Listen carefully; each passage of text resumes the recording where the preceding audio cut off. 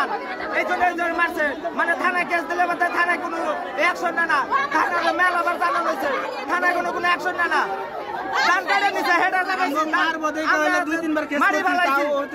আমরা মারি ভালাইছি ঘর উড়াইছে থানায় জানাইছি তাও কিছু না ধান কাটে নিচে চুরি করে তাও কিছু না থানায় জানা কোনো লাভ নাই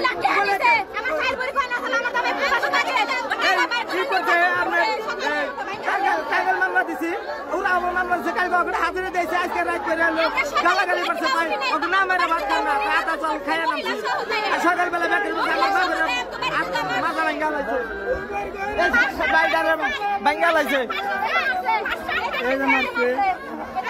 এটা যে মারা গেছে তারপরে বলা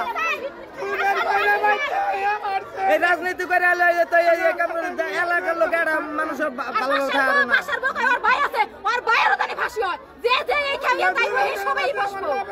না